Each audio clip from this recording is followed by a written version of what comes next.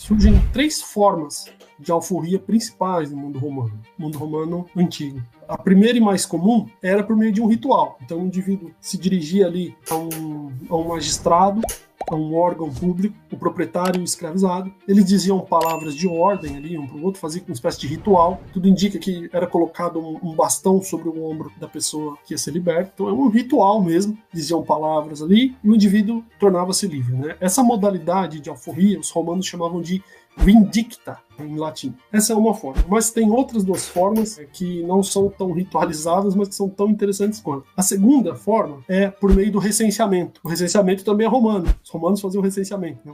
O censo de passar, de colher informações sobre a população, né? Daí outra coisa que os romanos inventaram que a gente pratica até hoje, né? Os romanos faziam o recenseamento e durante o recenseamento, quando você ia nomear as pessoas da casa, uma pessoa livre poderia inscrever os seus ex-escravos, que agora, na condição de libertos.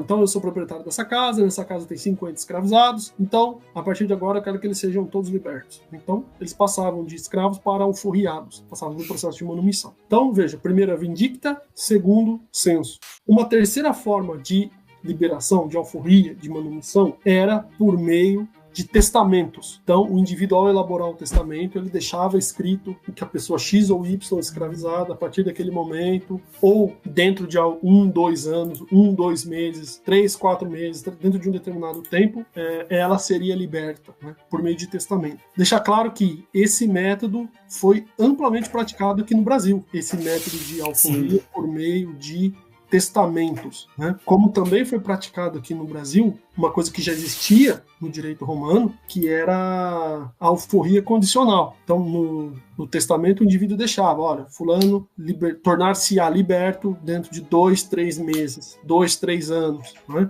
E era um potencial liberto, né? Digamos assim. E isso foi aplicado aqui no Brasil, inclusive usando as leis romanas. Esse indivíduo potencialmente liberto, potencialmente alforriado. É interessante porque tem uma documentação muito interessante sobre isso aqui no Brasil. Esses testamentos, alguns estão disponíveis no Centro de Memória da Unicamp, na Universidade Estadual de Campinas. E quem fez um estudo muito interessante sobre isso foi uma historiadora também da Unicamp chamada Alessandra Pedro.